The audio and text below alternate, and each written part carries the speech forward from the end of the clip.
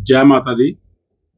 बारीदार संघर्ष कमेटी की तरफ से जो आज प्रेस कॉन्फ्रेंस रखी है, इसका मकसद यह है कि जो वैष्णो देवी संघर्ष समिति जो यहाँ पे रोबे को लेकर आंदोलन कर रही है, बारीदार संघर्ष कमेटी उसकी सपोर्ट करती है, उसके साथ है।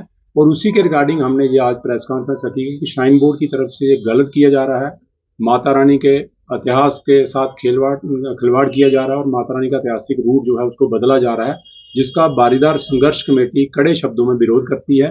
उसी को लेकर हम ये आज बताना चाहते हैं कि एक तरफ तो हमारी सेंटर की सरकार जो है, माननीय प्रधानमंत्री मोदी जी वहाँ पे अयोध्या में राम कॉरिडोर को बनाना चाहते हैं और राम जी के पूरे इतिहास को बताना चाहते हैं, और दूसरी तरफ माँ वैष्णो देवी के इतिहास को जहाँ पे मिटाने की कोशिश की जा रही है, ये बहुत ही निंदनीय है और बारीदार संघर्ष कमेटी इसका कड़ा विरोध करती है। तो उसी को लेकर आज हमने ये प्रेस वार्ता रखी है और साथ में मैं आपको आपके माध्यम से और भी कुछ चीजें यहाँ पे बताना चाहता हूँ, क्योंकि जैसे यहाँ पे कटरा में ही कुछ संगठन जो हैं जो इस रोपवे को लेकर आज तक सामने नहीं आए हैं। मैं ये पूछना चाहता हूँ कि जहाँ पे एक हम आए दिन देखते रहते हैं कि जहाँ पे एक सनातन धर्म सभा जो कटरा में बनी हुई है और कई बार उन्होंने यहाँ पे अपने आप को दर्शाने की कोशिश की है कि हम सनातन के लिए काम कर रहे हैं, लेकिन आज वो इस आंदोलन में कहीं भी नहीं नजर आ रही। तो मैं आपके माध्यम से उस सभा को भी ये पूछना चाहता हूँ कि आप ये फर्जी जो ड्रामा करते हो और आज हिंदुओं के लिए, जहाँ पे सनातन के लिए जहाँ पे इतना बड़ा अत्याचार जो श्राइन बोर्ड की तरफ से हो रहा है, तो आप चुप क्यों? बहुत सारे ऐसे कटरा की जो संगठन जो हैं आए दिन कहीं पे सरकारी जितने भी यहाँ पे प्रोग्राम होते हैं, छोटे मोटे प्रोग्राम होते हैं, तो उसमें यहाँ पे जो सामने रहते हैं। लेकिन इतना बड़ा आंदोलन कटरा को लेकर हो रहा है जो हमारी जहाँ पे सनातन को लेकर हो रहा है, और लेकिन इसमें वो कहीं भी नहीं है। वो कटरा का वो चुनरी गैंग जो आए दिन यहाँ पे मशहूर रहता है, किसी भी प्रोग्राम में वो आगे बैठा रहता है और हर वक्त अपनी वो कर रहा होता है, लेकिन आज इस इतने बड़े आंदोलन में वो कहीं भी नहीं है। तो उसको लेकर भी हम पूछना चाहते हैं कि वो अपने आप को क्लियर करें, वो सारे संगठन, क्योंकि आप कटरा के वो बने हो, जैसे हम जहाँ पे बहुत सारी एसोसिएशन हैं जो जिनके प्रधान जो है कटरा की कुछ ऐसे संगठन हैं जो जिनके प्रधान जो है वो आए दिन सोशल मीडिया में या मीडिया में रहते हैं, लेकिन इस आंदोलन में वो कहीं भी नजर नहीं आ रहे हैं। तो उसको लेकर भी हम पूछना चाहते हैं कि वो भी अपनी स्थिति, अपनी पोजीशन क्लियर करें कि वो ये रोपवे के हक में है या खिलाफ है। जी 72 घंटे की स्ट्राइक थी और इसके अंतर्गत ये देखा गया कि कुछ लोगों की गिरफ्तारी हुई, उनको जेलों में भेज दिया गया है और उसके बाद भी चाहे बारिश का मौसम हो, कड़कती ठंड हो, हमारे 5 युवा कटरा के अनशन पर बैठे हुए हैं। और आज एक अजीबोगरीब बात सुनने में आई है कि जम्मू में एक नेता ने बयान दिया है कि श्राइन बोर्ड एक नहीं दो गंडोले लगाए। इस पे आप क्या कहना चाहेंगे? देखिए, मैं कहता हूँ ये जो कटरा में जितना भी आंदोलन चल रहा है उसमें हमारी महिला शक्ति, हमारे नौजवान बच्चे जो हैं, जो सभी इसमें पार्टिसिपेट कर रहे हैं। और साथ में सबसे बड़ी बात है कि हमारे नौजवान जो बच्चे हैं वो आज अनशन में बैठे हुए हैं। तो ये मैं कहना चाहता हूँ, उससे आप देखो कि जहाँ पे जम्मू में एक कोई नेता है, वो शायद मुझे इतना उसका कोई वो नहीं है, संगठन कौन सा उसका तो इतना है नहीं, लेकिन वो हर वक्त आप पहले भी कभी देखते होंगे कि वो श्राइन बोर्ड के फेवर में एकदम निकल जाता है। क्योंकि जम्मू के जितने भी संगठन है, चाहे वो चैम्बर ऑफ कॉमर्स हो, चाहे वो अपना और भी कोई संगठन हो, ट्रांसपोर्ट एसोसिएशन है, जम्मू के बहुत सारे लीडर जो हैं इस आंदोलन को सपोर्ट कर रहे हैं, लेकिन वो एक सिंगल आदमी हर वक्त श्राइन बोर्ड की फेवर करने आ जाता है। तो मैं आपके माध्यम से उस नेता को पूछना चाहता हूँ, जो पता नहीं सेल्फ स्टाइल कोई अपना संगठन उसने बनाया हुआ है, अशोक गुप्ता नाम करके वो एक कोई लीडर है, तो मैं उसको ये पूछना चाहता हूं कि आप हर वक्त श्राइन बोर्ड के साथ खड़े हो जाते हो। मैं उनको पूछना चाहता हूं कि जब जहां पे वैष्णो देवी में स्टंपिड हुई थी और 12 यात्रियों की डेथ हो गई थी, उसको लेकर आपने कभी सवाल नहीं पूछा? जब भवन के अंदर श्राइन बोर्ड के एम्प्लॉइज द्वारा महिला यात्रियों का शोषण किया गया, इवन के रेप तक की कंप्लेनें वहां पे हुई, तब आप बिल्कुल नहीं बोले। जब वैष्णो देवी मंदिर में माता की पिंडियों के पास रखी हुई वो बेशकीमती मूर्तियां गायब हैं, उसके लिए आप कभी नहीं बोले। और श्राइन बोर्ड की तरफ से जितनी भी जहां पे धांधली की गई, आप कभी नहीं बोले। तो क्या कारण है कि श्राइन बोर्ड के फेवर में आप एकदम आ जाते हो? आप क्या दर्शाना चाहते हो? आप कहते हो मैं हिंदू हूं। कहां से हिंदू? आप आए दिन जहां पे आते हो, श्राइन बोर्ड की फैसिलिटी यहां पे लेते हो, श्राइन बोर्ड से आप सुविधा लेते हो, उसी के चक्कर में आप श्राइन बोर्ड के साथ खड़े हो जाते हो। मैं उनको पूछना चाहता हूं कि जब एनजीटी ने यह डिसीजन दिया था 2007 में कि भवन के अंदर कोई भी कंस्ट्रक्शन फर्दर नहीं हो सकती, तो उसके बाद भी श्राइन बोर्ड द्वारा वहां पे इलीगल जो बिल्डिंगें बनाई गई और उसका इनागोरेशन भी श्राइन बोर्ड के चेयरमैन द्वारा किया गया, तब ये गुप्ता नाम करके जो वो है, क्यों नहीं आज तक सामने आया? तो ये मैं कहना चाहता हूं, ये सारे के सारे मैनेज लोग हैं और ये श्राइन बोर्ड द्वारा ही बाहर निकाले गए हैं। और मैं कहना चाहता हूं, जिन संगठनों का मैंने पहले नाम लिया, जहां पे दो सनातन धर्म सभा है, जहां और कोई चुनरी गैंग, 2-4 गैंग है, ये भी थोड़े दिनों में सामने आ जाएंगे। तो ये मैं आपके माध्यम से ये कहना चाहता हूं कि कटरा की जनता, कटरा सराउंडिंग की जनता और जम्मू पूरे प्रोविंस की जनता अब जाग चुकी है और ये सनातन के साथ खिलवाड़ जो है बर्दाश्त नहीं करेंगे। और बारीदार संघर्ष कमेटी इस रोप वे का कड़े शब्दों में आंदोलन विरोध करती है, क्योंकि ये हमारी सनातन, हमारी माता के इतिहास के साथ खिलवाड़ है। इसको कभी भी बारीदार संघर्ष कमेटी बर्दाश्त नहीं करेगी, ये मेरा मानना है। शांति, कटरा के नौजवानों की बात करें तो जो भूख हड़ताल पर है, कल उसमें से एक युवक जो है वो हॉस्पिटलाइज भी हुआ था, और आप भी वहां पर मौजूद थे, लेकिन एडमिनिस्ट्रेशन की तरफ से कोई भी अभी तक इनकी सुध लेने के लिए नहीं आए। इतनी ज्यादा ये चीजें देख रहे हैं कि आप कहीं ना कहीं इस चीज को कहीं ना बाइकआउट कर रही है एडमिनिस्ट्रेशन की, इन चीजों को ज्यादा देखा नहीं जा रहा है। देखिए, इसमें मैं थोड़ा डिटेल में आपको ये बताऊंगा कि आप ये समझ सकते हो कि यहाँ पे डीसी विशेषपाल महाजन जी ने जब थोड़ा सा इस आंदोलन की फेवर करने की कोशिश की तो फौरन उनको हटा दिया गया। तो इसके पीछे ही पूरी कहानी छुपी हुई है।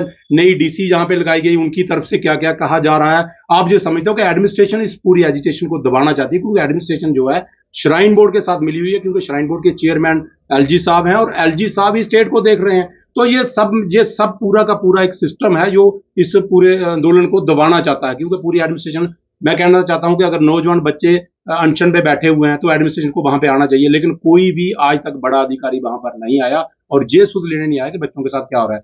तो इवन के ये मैं बताता हूं कि जब नारी शक्ति, हमारे बच्चे, छोटे छोटे बच्चे जो है आंदोलन पे निकल गए हैं, तो इसके बाद रह क्या जाता है? तो हमारी माताएं बहनें सड़कों पे बैठी हुई हैं। तो बड़े अफसोस के साथ ये कहना पड़ता है कि एक तरफ हमारे मोदी जी कहते हैं कि जहाँ पे हम नारी का बड़ा सम्मान करते हैं, तो जहां पर आज तक कुछ भी उनकी तरफ से, हमारे जो जहाँ पे मेंबर पार्लियामेंट हैं जुगल किशोर जी, आज तक उनकी कोई स्टेटमेंट नहीं आई। जहाँ पे विधायक साहब हैं, उनकी कोई स्टेटमेंट नहीं आई। और भाजपा के और भी बहुत सारे जो लीडर हैं, जो संगठन के लोग हैं, उनकी भी कोई बड़ी स्टेटमेंट जहाँ पे नहीं आई है। तो लिहाजा ये बड़ी चिंता करने वाली बात है और मैं ये कहना चाहता हूँ कि इनको भी अपनी पोजीशन क्लियर करनी चाहिए कि वो किसके साथ है। सनातन के यहाँ पे अत्याचार सनातन धर्म के साथ हो रहा है। मैं कहना चाहता हूँ जहाँ पे सेंट्रल सरकार को और एलजी साहब को किसी और धार्मिक स्थल पे भी ऐसा करके देखिए, कहीं चर्च पे जाकर, मस्जिद में जाकर, गुरुद्वारे में जाकर भी आप उस धर्म के खिलाफ कोई एक स्टेप करके देखिए। हिंदुओं के साथ ही अत्याचार क्यों हो रहा है? अब ये हिंदू बर्दाश्त नहीं करेगा। जी मैं आपको आपके माध्यम से जहां की सरकार को ये बताना चाहता हूं कि फौरन इस रोपवे को बंद कर दीजिए। अदरवाइज जहां पर जो जितने भी हमारे हिंदू संगठन हैं, जितने भी हमारे धार्मिक जो लोग हैं, और खासकर कटरा के जो व्यापारी लोग हैं, कटरा सराउंडिंग के और जम्मू रीजन के सारे व्यापारी, जिनको इस रोपवे की वजह से फर्क पड़ता है, क्योंकि मैं ये आपको बताना चाहता हूं कि श्राइन बोर्ड का मकसद जो है कि रोपवे लगाकर वहां पर बेस कैंप जो है वो ताराकोट में शिफ्ट किया जाए। मैं आपके माध्यम से पूछना चाहता हूं कि ताराकोट है कौन सी जगह? क्योंकि कटरा एक टाउन है, ये तो सब जानते हैं। पुराना द्रूड़ एक गांव है, वो रेवेन्यू रिकॉर्ड में है, लेकिन ताराकोट जो है नाम, ये तो हमने पहली बार सुना। ना तो कोई रेवेन्यू रिकॉर्ड में कोई विलेज है, ना टाउन है, ना कोई शहर है। तो इस ताराकोट को इतना प्रमोट क्यों किया जा रहा है? जो श्राइन बोर्ड सिर्फ वहां पे बेस कैंप बनाना चाहता है और सारी यात्रा अपने कब्जे में लेना चाहता है और सारा व्यापार करना चाहता है। आए दिन सीओ श्राइन बोर्ड या बड़े अधिकारियों द्वारा ये कहा जाता है कि विकलांग लोगों को सुविधा देने के लिए ये सारा कुछ किया जा रहा है। मैं कहना चाहता हूं कि हेलीकॉप्टर लगाया आपने विकलांगों के लिए, आपने बैटरी कार लगाई विकलांगों के लिए, आप रोपवे लगा रहे हो विकलांगों के लिए। तो ये मैं पूछना चाहता हूं एडमिनिस्ट्रेशन को, क्या वैष्णो देवी में सिर्फ विकलांग लोग ही आते हैं?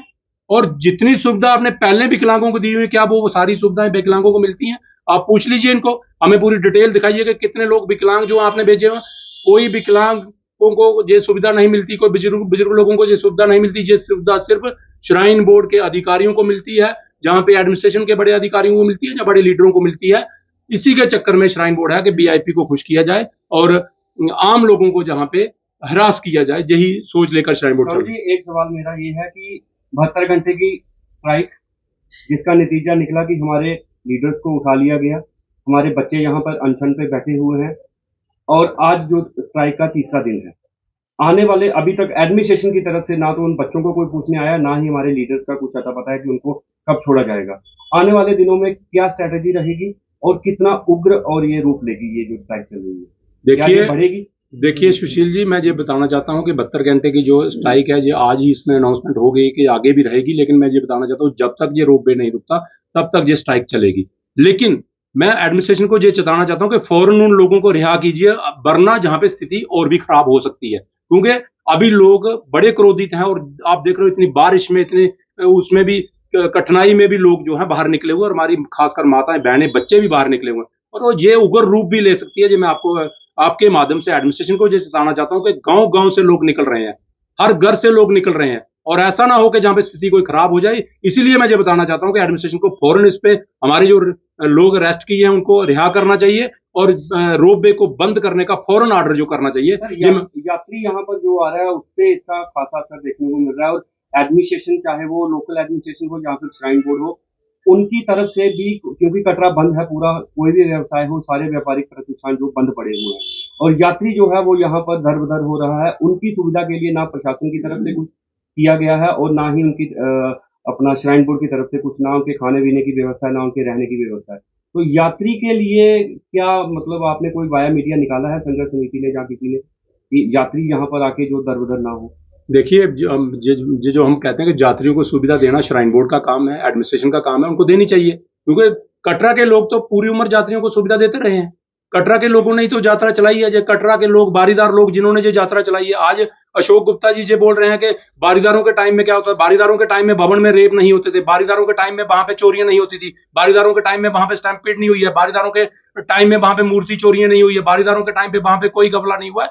बारीदारों के टाइम पे ये सब कुछ नहीं होता, क्योंकि बारीदारों की वो कुल देवी है, हमारी माँ वैष्णो हमारी कुल देवी है, और कटरा के जो यहाँ पे रहने वाले लोग हैं, सारे के सारे माता रानी को अपनी देवी मानते हैं। और ये जो लोग वहां पे स्टेटमेंट दे रहे हैं, इनकी कोई आस्था माता रानी के प्रति नहीं है। ये कहीं ना कहीं से ये मैनेज होकर ये लोग यहाँ पे लाए जाते हैं, और ये अपनी सुविधा के चक्कर में ही ये सारी स्टेटमेंटें दे रहे हैं। मैं ये कहना चाहता हूँ कि यात्रियों को सुविधा मिलनी चाहिए। श्राइन बोर्ड बना किस लिए था? आज श्राइन बोर्ड कौन सी फैसिलिटी यात्रियों को दे रहा है? 5-5 घंटे यात्री यहाँ पे पूरी फैमिली के साथ लाइन में लगा हुआ था, वो सुविधा श्राइन बोर्ड दे रहा है उनको। आज सर्दी में यहाँ पे यात्रियों के लिए कोई सुविधा नहीं है, तो वो कौन सी सुविधा? ये सुविधा नहीं है, श्राइन बोर्ड सिर्फ व्यापार कर रहा है। और इस पे श्राइन बोर्ड के चेयरमैन को भी फौरन संज्ञान लेना चाहिए कि यात्रियों को वो सुविधा दे, और ना कि सुविधा के नाम पे जो रोपवे वगैरह लगाकर लोगों को जहाँ पे हरास किया जाए।